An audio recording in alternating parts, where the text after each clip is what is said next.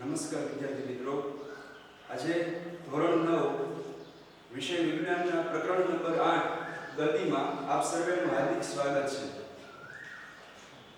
આજે આપણે આ ગતિ નામના પાઠની અંદર ગતિના જુદા જુદા ખ્યાલો વિશે અભ્યાસ કરવાના છીએ।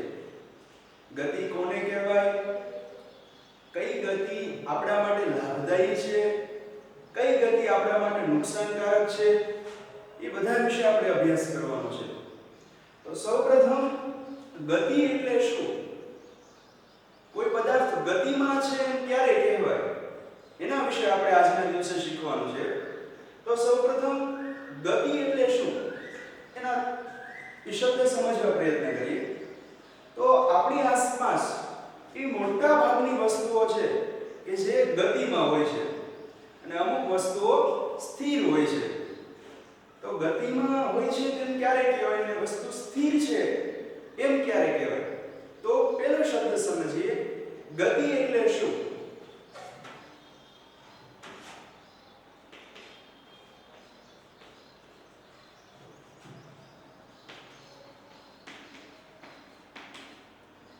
ગતિ એટલે શું?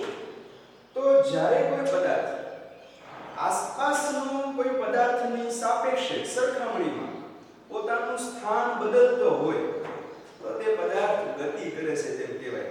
ઉદાહરણ તરીકે હું અહીંયા ટેબલ પર ઊભો છું, આ જગ્યાએથી સમય પસાર થતા પોતાનું સ્થાન બદલ્યું તો મેં ગતિ કરી છે એમ કહેવાય। એ જ રીતે ઘણા બધા એવા ઉદાહરણો છે, એની મદદથી તમે શીખી શકો કે દરેક વસ્તુ અમુક સમય જતાં પોતાનું સ્થાન બદલે તો તે પદાર્થ ગતિ કરે છે એમ કહેવાય। તો એની વ્યાખ્યા નથી કે ગતિ એટલે શું, તો કે જો કોઈ પદાર્થ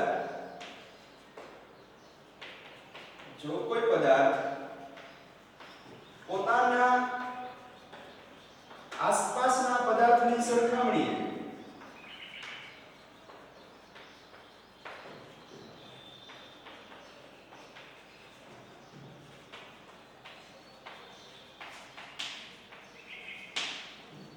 પોતાનું સ્થાન બદલે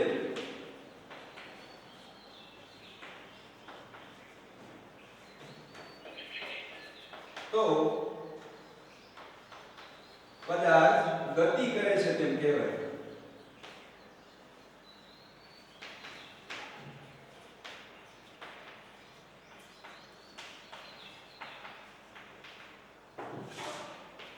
શું વ્યાખ્યા શું છે કે જો કોઈ પદાર્થ પોતાના આસપાસના પદાર્થની સરખામણીએ પોતાના સ્થાનમાં ફેરફાર કરે તો પોતે સ્થાન બદલે તો તે પદાર્થ ગતિ કરે છે તેમ કહેવાય। આ ઉપરાંત અન્ય રીતે પણ તમે ગતિને વ્યાખ્યાયિત કરી શકો કે સમય પસાર થતા પદાર્થ પોતાનું સ્થાન બદલે તો પદાર્થ ગતિ કરે છે તેમ કહેવાય। આપણે એના ઉદાહરણો જોઈએ કે ગતિ કરતા કોઈ પણ ઉદાહરણો જોઈએ તો એક ઉદાહરણ છે માછલીઓ તરે છે, બરાબર?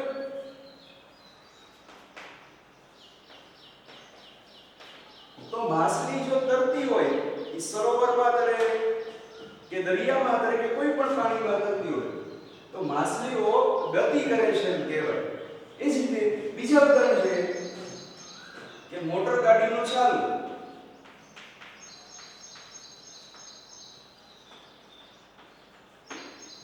આપણે કોઈ ટુ વ્હીલ છે, ફોર વ્હીલ છે, એને ચલાવીએ તો એ વાહન છે એ પોતે ગતિ કરે છે એમ કહેવાય। આ જ રીતે ઘણા બધા એવા ઉદાહરણો છે કે પરમાણુ, આપણે કેમિસ્ટ્રીની પહેલા પાઠની અંદર અભ્યાસ કર્યા હતા કે દ્રવ્યનો નાનામાં નાનો કણ એટલે કે પરમાણુ, એનાથી મોટો કણ, અણુ, સંયોજન, આ બધા જ ગતિ કરતા હોય છે। એટલે કે પરમાણુ, અણુ, તારાઓ, સૂર્ય, આ બધા જ ગતિ કરે છે, અર્થાત આ બધાની ગતિ આપણે જોઈ શકીએ છીએ। આ ઉપરાંત આકાશગંગા, બ્રહ્માંડમાં આવેલી આકાશગંગા પણ ગતિ કરે છે। તો આ થઈ ગતિની વાત કે ગતિ એટલે શું અને કોઈ પદાર્થ ગતિ કરે છે તે ક્યારે કહેવાય। તો પક્ષીઓ આકાશમાં ઉડે છે તો જે સ્થાને હતા એ સ્થાન છોડીને સમય જતાં કંઈક બીજા સ્થાને પહોંચે તો પક્ષીઓ ગતિ કરે છે એમ કહેવાય. તો સ્થિર એટલે શું? તો કે ભાઈ આ વ્યાખ્યાથી તમે કહી શકો કે જો કોઈ પદાર્થ પોતાના આસપાસના પદાર્થની સરખામણીએ પોતાનું સ્થાન ન બદલે અર્થાત સ્થિર રહે છે એમ કહેવાય. બરાબર? કોઈ પદાર્થની સરખામણીએ આસપાસના પદાર્થની સરખામણીમાં ઈ પોતાનું સ્થાન ન બદલે તો પદાર્થ સ્થિર છે એમ કહેવાય. તો સ્થિર શબ્દ અને ગતિ શબ્દ એ બેથી આપણે પરિચિત થયા. પણ વાસ્તવમાં બ્રહ્માંડની દરેક વસ્તુ ઈ ગતિમાં હોય છે, પણ એને આપણે ઘણીવાર અમુક વસ્તુઓ સ્થિર જોઈએ છે, અમુક વસ્તુને ગતિમાં જોઈએ છે. પણ એ આપણે કયા દ્રષ્ટિથી અથવા કઈ જગ્યાએથી અવલોકન કરીએ છીએ એના ઉપર આધાર રાખે. તમે કોઈ અન્ય ગ્રહ ઉપર વ્યા જાઓ તો ત્યાંથી આપણને પૃથ્વી પણ ગતિ કરતી જણાય અને પૃથ્વી પરની દરેક વસ્તુ પૃથ્વીની સાથે સાથે ગતિ કરે છે. એટલે બ્રહ્માંડની દરેક વસ્તુ ગતિ તો કરે જ છે, પણ એ કયા સ્થળેથી તમે અવલોકન કરો તેના ઉપર આધાર રહેલો હોય છે. તો ગતિ એટલે શું તેના વિશે આપણે ખ્યાલ મેળવો.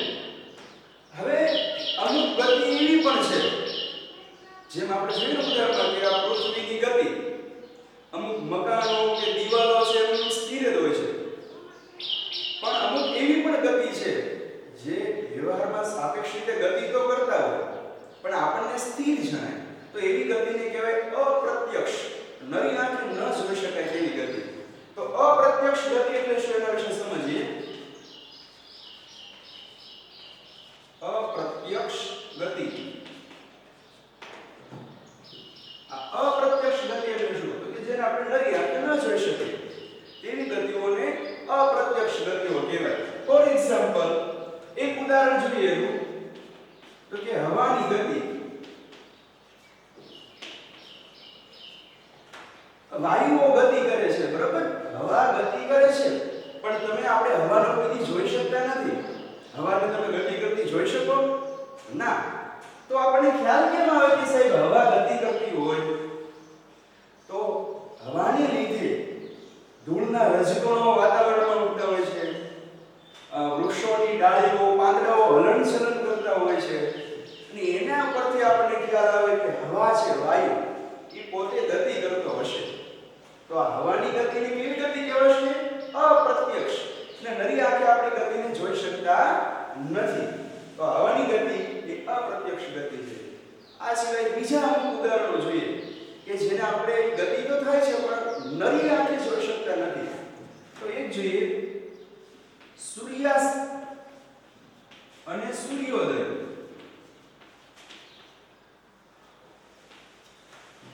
સૂર્યાસ્ત અને સૂર્યોદય આ બંને ઘટનામાં ગતિ થાય છે. સૂર્ય પોતે ગતિ કરે છે પણ એ ગતિને આપણે સરખી રીતે નરી આંખે જોઈ શકતા નથી. બરાબર? કે સૂર્ય પોતે ગતિ કરીને એક જગ્યાએથી બીજી જગ્યાએ જતો રહે, અથવા સૂર્યાસ્ત અને સૂર્યોદય થાય છે એ પાછળ કઈ ઘટના જવાબદાર છે એ તમે આગળના ધોરણોમાં શીખી ગયા કે પૃથ્વી પોતાની ધરી ઉપર ધરી ભ્રમણ કરે છે અને સૂર્યની ફરતે પરિક્રમણ કરે છે. એને લીધે સૂર્યાસ્ત અને સૂર્યોદય થાય છે. ઉપરાંત ઋતુ પરિવર્તન પણ એને લીધે થાય છે.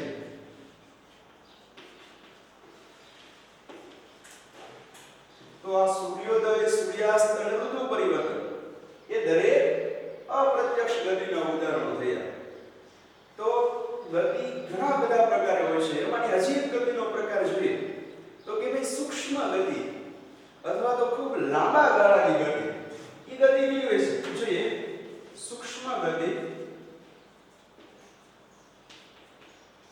અથવા તો એને શું કહેવાય? લાંબા ગાળાની ગતિ.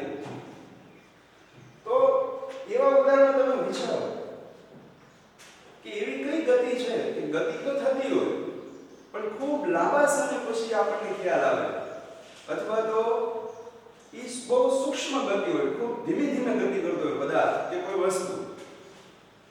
તો આપણે એક ઉદાહરણ લઈએ કે બાળકનું વધવું. બાળક ધીમે ધીમે નાનો હોય ત્યાંથી મોટો થાય તો ત્યાં પણ પોતે વૃદ્ધિ પામે છે, ગતિ કરે છે એમ કહેવાય. પણ એ વૃદ્ધિ આપણે અવલોકન નથી કરી શકતા. ઘણા લાંબા સમયગાળે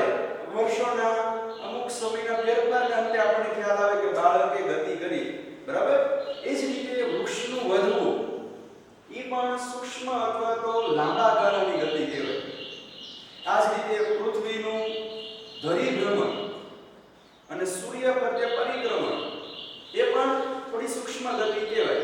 બરાબર? તો આ વાત છે સૂક્ષ્મ ગતિ. તો ગતિ એટલે શું શીખ્યા કે કોઈ પદાર્થ આસપાસના પદાર્થની સરખામણીમાં પોતાનું સ્થાન બદલે તો પદાર્થ ગતિમાં છે તેમ કહેવાય. અથવા તો સમયની સાથે સાથે સમય બદલે એમ પદાર્થ પોતાનું સ્થાન બદલે તો પદાર્થ ગતિ કરે છે એમ કહેવાય, અથવા તો પદાર્થ ગતિમાં છે એમ કહેવાય. તો હવે તમે પોતાની આજુબાજુ ઘણા બધા એવા ઉદાહરણો વિચારો કે જેમાં પદાર્થ આવા બધા પ્રકારની ગતિ કરતો હોય છે. બરાબર? પણ આ ગતિનું કયા સ્થળેથી અવલોકન કરવામાં આવે છે એના ઉપર એનો આધાર રહેલો છે. આપણે એક ઉદાહરણથી ચર્ચા કરીએ. બસનું ઉદાહરણ લઈએ તો તમે બધા શાળાએ સ્કૂલ બસમાં આવતા હો ત્યારે તમે જો બસની અંદર બેઠા હો અને બસ પસાર થાય તો તમે રસ્તા પર ઊભેલ કોઈ વ્યક્તિ કે કોઈ વૃક્ષને તમે જુઓ તો વૃક્ષો અને તે વ્યક્તિ ઊભો છે એ બધા ગતિ કરતા હોય એવું લાગે આપણને.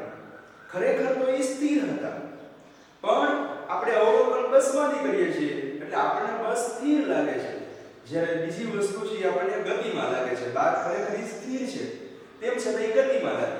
એ જ રીતે એ બહાર ઊભેલ વ્યક્તિ એ જો તમને બસમાં જોવે તો તમે ખરેખર બસમાં સ્થિર બેઠા, પણ બસ ગતિમાં છે એટલે બહાર ઊભેલ વ્યક્તિને પણ તમે બસની સાથે સાથે ગતિ કરો છો તેવું જણાય. એટલે વસ્તુનું અવલોકન કયા સ્થળેથી કરવામાં આવે છે એના ઉપર ગતિનો આધાર રહેલો છે. ખરેખર કયા સ્થળેથી તમે વસ્તુનું અવલોકન કરો એના આધારે આપણે ગતિનો ખ્યાલ આવે. ખરેખર અમુક વસ્તુ એવી હોય એ ગતિ કરતી હોય તેમ છતાં આપણને સ્થિર દેખાય, જ્યારે અમુક સ્થિર વસ્તુ આપણને ગતિમાં દેખાય છે. એટલે આ ગતિ છે એક સાપેક્ષ ખ્યાલ છે. કેવો ખ્યાલ છે? સાપેક્ષ ખ્યાલ. કે તમે કઈ જગ્યાએથી તેનું અવલોકન કરો છો એને આધારે જે તે વસ્તુ આપણને ગતિ કરતી જણાય. એટલે આપણે એક શબ્દ એક વાક્ય યાદ રાખશું કે ગતિ એ સાપેક્ષ ખ્યાલ છે અને અવલોકનકાર એટલે કે જે જોવે છે એ કયા સ્થળેથી અવલોકન કરે છે તેના પર આધાર રાખે છે. તો આ વાત થઈ ગતિ એટલે શું? ગતિઓના અમુક સૂક્ષ્મ પ્રકારો, બરાબર, એના પેટા પ્રકારો અને ગતિ કરતા પદાર્થોના ઉદાહરણો જોયા. ત્યારબાદ હવે આપણે વધારાની જે ગતિઓના અમુક પ્રકારો છે એના વિશે શીખીએ કે ગતિઓ કેવા કેવા પ્રકારની હોઈ શકે.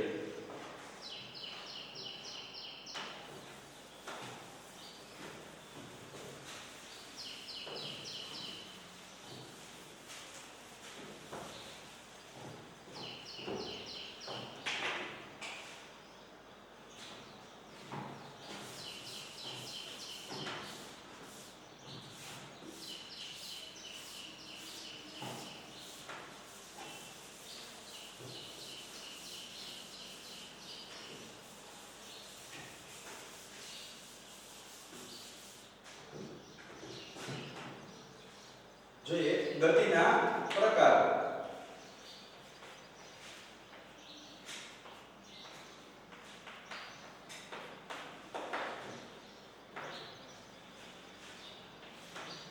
તો ગતિ ઘણા બધા પ્રકારની હોય. એના પ્રકારોની ખાલી ચર્ચા કરીએ તો ગતિનો એક પ્રકાર જોઈએ. પ્રકાર નંબર 1, સુરેખ પથ પર ગતિ.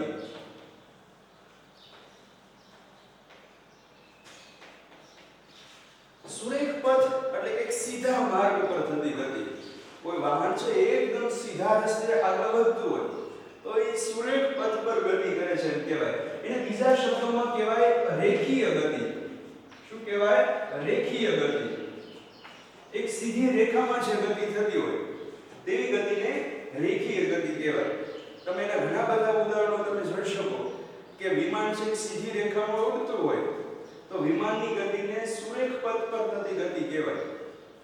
એ જ રીતે કોઈ નેશનલ હાઈવે છે એ એકદમ સીધો માર્ગ હોય તો એમાં વાહન છે ગતિ કરે અને સુરેખ પથ પર થતી ગતિ કહેવાય. એ જ રીતે ગતિનો બીજો પ્રકાર જોઈએ એ છે દોલિત ગતિ. દોલિત ગતિ એટલે શું? તો દોલન થતા થતા ગતિ થતી હોય. આપણે એક ઉદાહરણ જોઈએ કે પહેલાના સમયમાં જે ઓલી ઘડિયાળ આવતી લોલક વાળી, કે એમાં કલાક થાય એટલે નીચે જેટલું દોલક છે એ દોલનો કરતું હોય, એક નિયત સ્થાનની આસપાસ આગળ પાછળ ગતિ કરતું હોય. અથવા તો કોઈ દોરી સાથે પથ્થર બાંધી અને તમે એક સ્થાને લઈ જઈને છોડી દો તો પથ્થર આ રીતે ગતિ કરે, તો એ પથ્થરની ગતિને દોલિત ગતિ કહેવાય. બરાબર? ત્યારબાદ ગતિનો ત્રીજો પ્રકાર જોઈએ, વર્તુળ ગતિ. આ વર્તુળ ગતિના તો તમે અઢળક ઉદાહરણો જોયા છે કે કોઈ પદાર્થ વર્તુળાકાર માર્ગે ગતિ કરતો હોય. તમારા ઘરે અથવા તો શાળામાં ક્લાસરૂમની અંદર જે પંખા હોય છે એ પોતે વર્તુળ ગતિ કરતા હોય છે.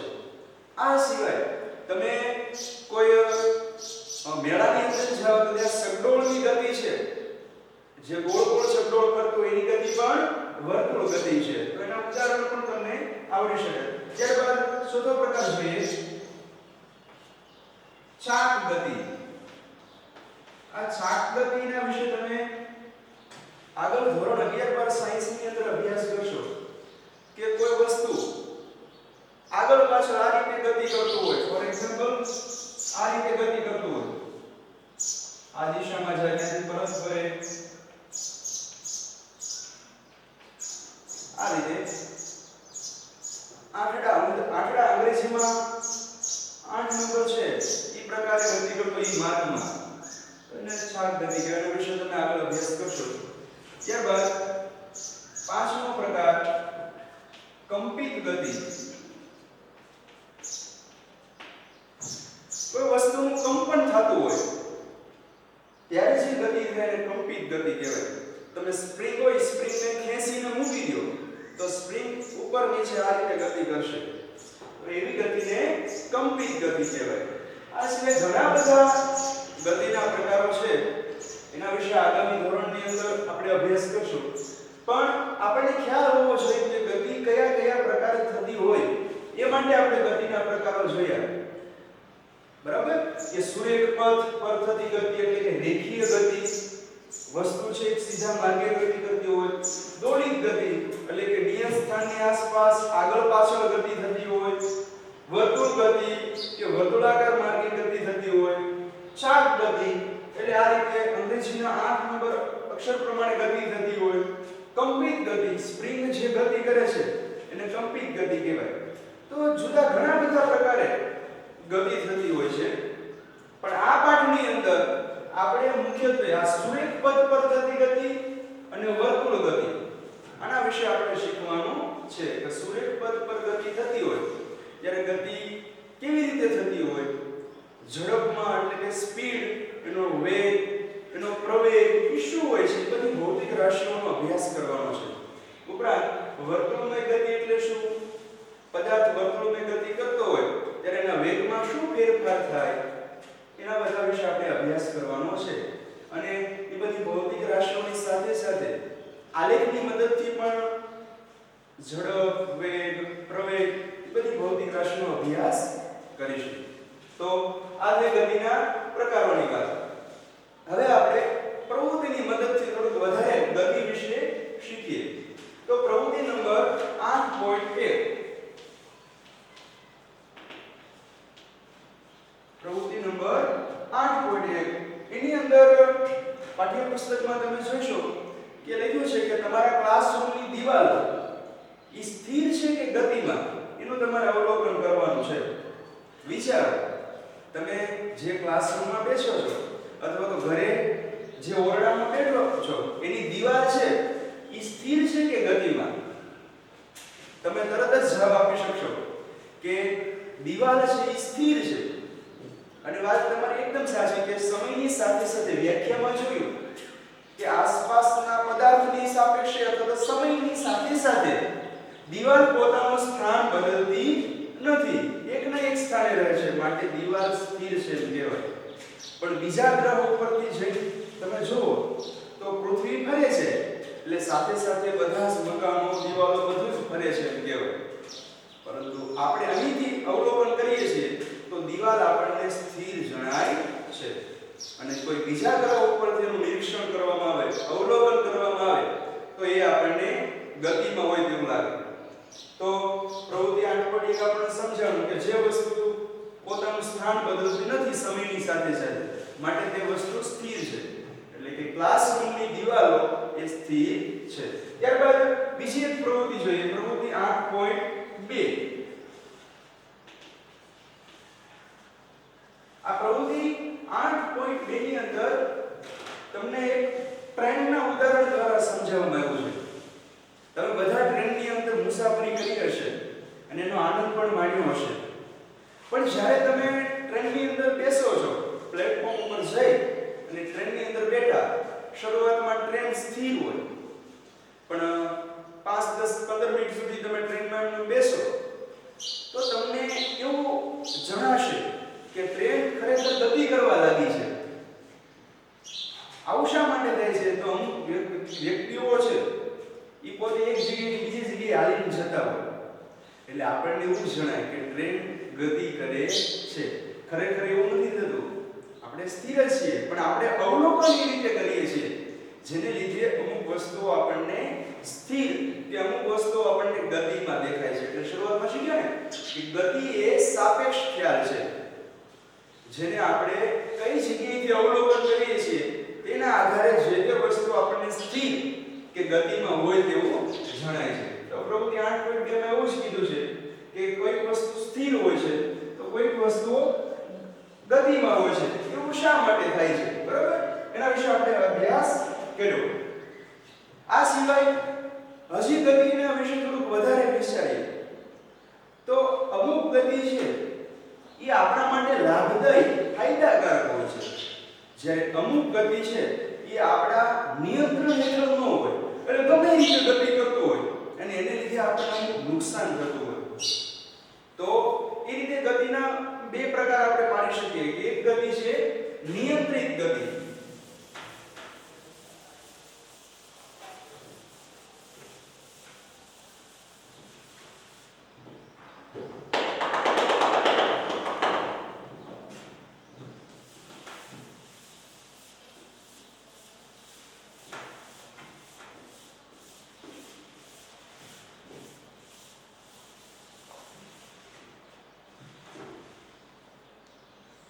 કઈ ગતિ? પહેલો પ્રકાર આપણે જોઈએ નિયંત્રિત ગતિ.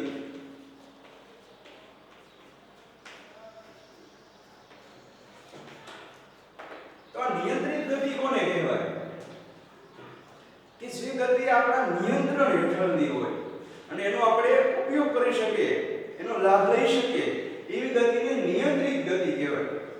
તમે વિચારો કે એવી આપણી આજુબાજુમાં કઈ ગતિઓ છે જે આપણા નિયંત્રણ હેઠળની હોય કે એને આપણે કાબૂમાં લઈ અને એનો આપણે સદુપયોગ કરી શકીએ. તો એક ઉદાહરણ જોઈએ કે વહેતા પાણીની મદદથી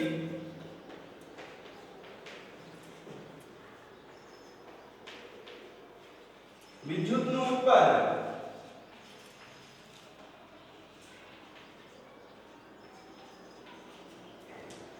તો આ જે વહેતું પાણી છે એની પાસે ગતિ હશે. તમને બધાને ખ્યાલ છે કે વહેતું પાણી પાસે કઈ ગતિ હોય તો એનો ઉપયોગ કરીને આપણે શું કરીએ છીએ તો કે ભાઈ ટર્બાઇન ફેરવી અને વિદ્યુત મેળવીએ છીએ.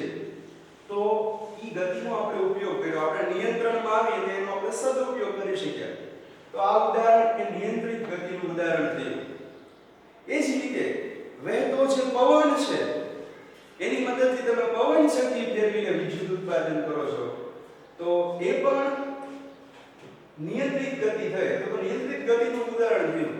આ સિવાય હજી તમે ધોરણ 10 માં ભણશો કે અમુક સમુદ્રમાંથી મળતી ઉર્જાઓ છે, તરંગ ઉર્જા હોય કે ભરતી ઓટ ઉર્જા હોય, એની મદદથી આપણે વિદ્યુત ઉર્જા ઉત્પન્ન કરી શકીએ. તો એ પણ નિયંત્રિત ગતિનું ઉદાહરણ થયું. આ સિવાય તમે વાહન ચલાવો તો એ વાહનની ગતિને પણ તમે નિયંત્રિત કરી શકો. પોતાને મત અનુસાર, પોતાને જે ઈચ્છા થાય એ અનુસાર આપણે એને વધારે કે ધીમે ચલાવીએ તો એ બધી ગતિઓને આપણે નિયંત્રિત ગતિ કહી શકીએ. હવે અમુક ગતિ એવી છે, બીજો પ્રકાર છે એને અનિયંત્રિત ગતિ. અથવા તેને બીજું કહેવાય અનિશ્ચિત ગતિ.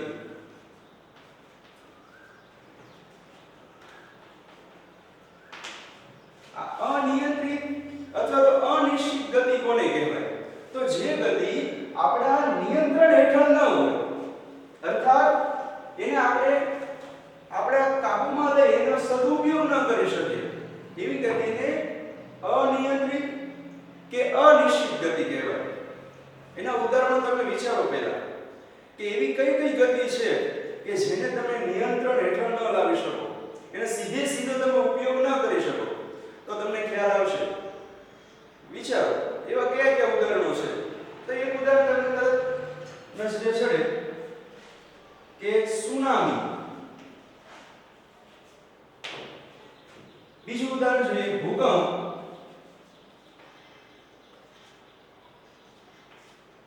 વાવાઝોડું. આ બધા જ અનિયંત્રિત ગતિના ઉદાહરણો છે. પૂર. જ્યારે આ બધા જ ઉદાહરણોથી તમે પરિચિત છો. સુનામી થાય ત્યારે શું થાય છે કે દરિયામાં મોટી લહેરો સર્જાય અને કાંઠાવાળા વિસ્તારો છે મોટી તબાહી થાય છે. ભૂકંપની અંદર પણ પ્લેટો ખસે એની ગતિ થાય. વાવાઝોડામાં ખૂબ ઝડપથી પવન ફૂંકાય અને પૂરની અંદર નદીઓમાં સરોવરમાં પાણીનો પ્રવાહ ખૂબ વધારે આવે, જેને લીધે ઘણી બધી નુકસાની થઈ શકે. બરાબર? તો આ બધી ગતિ છે એને આપણે અનિયંત્રિત કે અનિશ્ચિત ગતિ કહી શકીએ, જે આપણા નિયંત્રણ હેઠળ હોતી નથી. તો આમ ગતિ ઘણા બધા પ્રકારની હોય છે. એમાં અમુક ગતિ છે કે આપણા ફાયદાકારક હોય છે, જ્યારે અમુક ગતિ આપણે ઉદાહરણોમાં જોઈ એ પ્રમાણે આપણને નુકસાન પણ કરે છે. તો આ પાઠની અંદર આવા જ સરસ મજાના રસપ્રદ મુદ્દાઓ આપણે ભણવાના છે કે ગતિ એટલે શું, ગતિ કેવા કેવા પ્રકારની હોય, ક્યારે ગતિ વધે ક્યારે ઘટે, એનો અભ્યાસ આપણે આ પ્રકરણની અંદર કરવાનો છે. તો આપણે ગતિ વિશે શીખ્યા. હવે આગળના ક્લાસમાં આપણને ઉપયોગી થાય એવી બે ભૌતિક રાશિઓના પ્રકાર વિશે આપણે તે શીખી લઈએ. તો સમજીએ ભૌતિક રાશિ એટલે શું.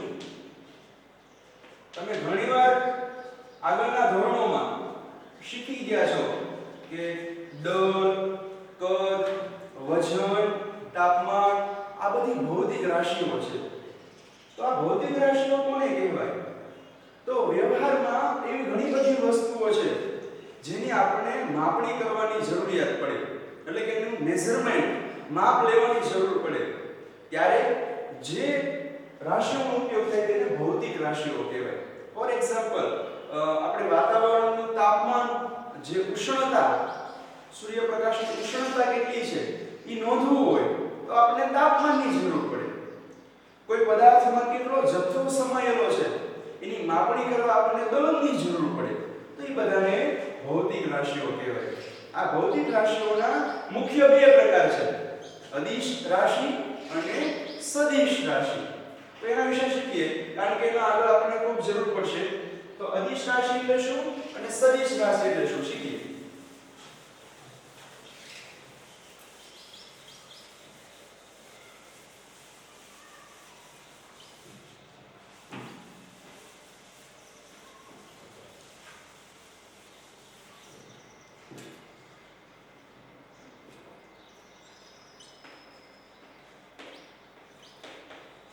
અદિશ રાશિ અને સદિશ રાશિ.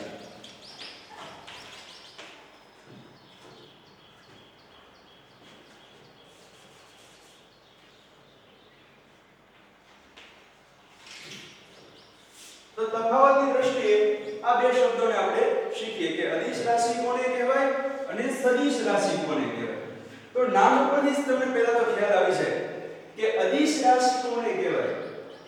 અદિશ એટલે કે જે રાશિને દર્શાવવા દિશાની જરૂર ન પડે તેવી રાશિને અદિશ રાશિ કહેવાય, અને જે ભૌતિક રાશિને દર્શાવવા આપણે દિશાની સદિશ એટલે કે દિશા સાથે દિશાની જરૂર પડે તેવી ભૌતિક રાશિને સદિશ ભૌતિક રાશિ કહેવાય. પણ આ સાથે સાથે વ્યાખ્યામાં અમુક શબ્દનો વધારો કરીએ તો લખીએ વ્યાખ્યા કે જે ભૌતિક રાશિને દર્શાવવા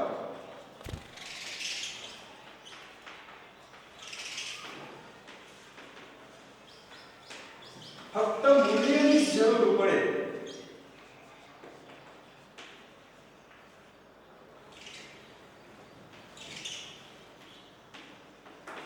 દિશાની જરૂરિયાત ન હોય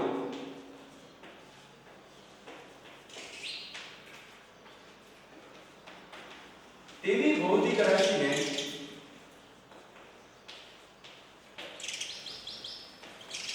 અદિશ રાશિ કહે છે. શું વ્યાખ્યા છે કે જે ભૌતિક રાશિને દર્શાવવા ફક્ત મૂલ્યની જરૂર પડે તેવી ભૌતિક રાશિને અદિશ ભૌતિક રાશિ કહેવાય. દિશાની જરૂર ન હોય. આપણે એક રાશિના ઉદાહરણથી સમજીએ કે કઈ રીતે આ વ્યાખ્યાને બંધ બેસે. તમે કોઈ વસ્તુ લેવા જાઓ, વસ્તુ ખરીદવા, તો આપણે માપ લઈએ છીએ, એનું દળ મપાવીએ છીએ, કેટલા કિલોગ્રામ, કેટલા ટન, કેટલા ગ્રામ વસ્તુ છે. તો એ દળ છે, કિલોગ્રામ હોય, ગ્રામ હોય કે ટન હોય. તો આપણે એવું કહીએ છીએ કે આ દળ પૂર્વ દિશામાં 2 કિલોગ્રામ છે, ઉત્તર દિશામાં 2 કિલોગ્રામ છે કે પશ્ચિમ દિશામાં 2 કિલોગ્રામ છે. કહીએ છીએ ના, ફક્ત એટલું જ તે કે આ વસ્તુનો જથ્થો છે એ 2 કિલોગ્રામ જેટલો છે. તો એમાં ફક્ત મૂલ્યની જરૂર પડી. શેની જરૂર પડી? ફક્ત મૂલ્યની. એમાં દિશાની જરૂરિયાત ન પડી કે આ દિશામાં એટલું મૂલ્ય છે એવું જરૂર નથી પડી. તો જે રાશિને ફક્ત મૂલ્યની જરૂર હોય, એને દર્શાવવા દિશાની જરૂર ન હોય, એને અદિશ ભૌતિક રાશિ કહેવાય. એના ઉદાહરણો આપણે જોઈએ કે એવા કયા ઉદાહરણો છે કે જેને ફક્ત મૂલ્ય જ હોય. એક ઉદાહરણ જોઈએ, દળ. આપણે જોયું કે દળને દર્શાવવા ફક્ત મૂલ્યની જરૂર હોય, દિશાની જરૂર ન હોય. એ જ રીતે બીજું છે તાપમાન. આપણને તાવ આવે એટલે ડોક્ટર પાસે આપણે દવા લેવા જઈએ તો સૌપ્રથમ એ થર્મોમીટરની મદદથી આપણા શરીરનું તાપમાન નોંધે. તો એ તાપમાનને પણ ફક્ત મૂલ્ય હોય કે તમને 98 કે 99 ફેરનહીટ જેટલો તાપમાન ધરાવતો તાવ છે, તો શરીરનું તાપમાન છે કે 100 ડિગ્રી જેટલું ફેરનહીટ જેટલું તાપમાન શરીરનું હોય, તો એને ફક્ત મૂલ્ય છે. એવું ડોક્ટર કહે છે કે તમારા શરીરના પૂર્વ દિશામાં એટલા ડિગ્રી સેલ્સિયસ અથવા એટલા ફેરનહીટ જેટલું તાપમાન છે. ના, એને ફક્ત મૂલ્ય જ હોય કે એટલા સેલ્સિયસ કે એટલા ફેરનહીટ કે એટલા કેલ્વિન જેટલું તાપમાન છે. તો એને દર્શાવવા દિશાની જરૂર પડતી નથી, માટે એ અદિશ રાશિ છે. આ સિવાય બીજા અન્ય ઉદાહરણો જોઈએ તો કે અંતર. તમે કોઈ લંબાઈ માપો છો, મેઝરમેન્ટ, તો એને પણ આપણે અદિશ રાશિ કહેવાય. એમાં દિશાની જરૂર પડતી નથી. તો આ થઈ અદિશ રાશિ. હવે તમને સદિશ રાશિની વ્યાખ્યાનું ઉદાહરણ પણ તમને જાતે આવડી જાય. આમાં શું હતું અદિશ રાશિમાં કે ફક્ત મૂલ્યની જરૂરિયાત હોય, દિશાની જરૂરિયાત ન હોય તેવી ભૌતિક રાશિને અદિશ. તો સદિશ ભૌતિક રાશિમાં શું થશે કે જે રાશિને દર્શાવવા, જે ભૌતિક રાશિને દર્શાવવા મૂલ્યની સાથે સાથે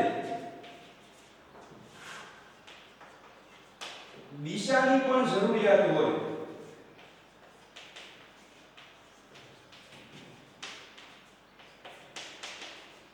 તેવી ભૌતિક રાશિને કેવી રાશિ કહેવાશે? સદિશ રાશિ કહેવાશે.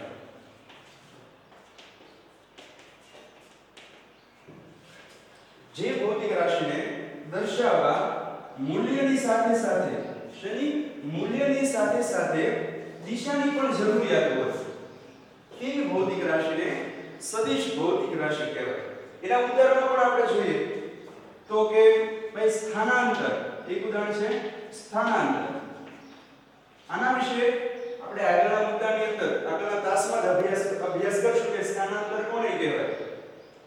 કોઈ દિશામાં, ચોક્કસ દિશામાં તમે અંતર કાપો છો કે જે આ દિશામાં ઊભો છો, અહીંથી ચોક્કસ સીધી દિશામાં આટલું અંતર કાપ્યું, તો મેં ત્યાંથી આટલું સ્થાનાંતર કર્યું છે. એટલે કે કોઈ ચોક્કસ દિશામાં તમે અંતર કાપો છો તેને સ્થાનાંતર કહેવાય.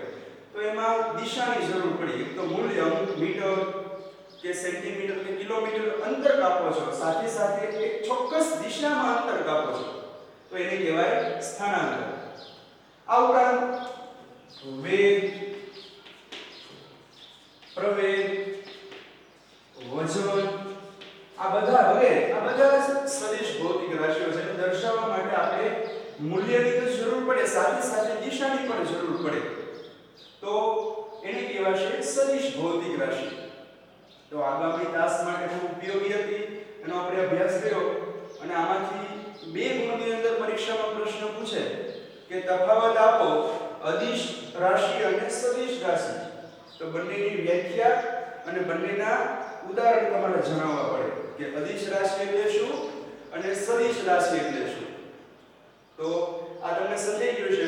હવે આગામી તાસની અંદર આપણે ગતિનું વર્ણન અને ગતિનો પહેલો પ્રકાર સુરેખ પથ પર થતી ગતિ એના વિશે અભ્યાસ કરશું.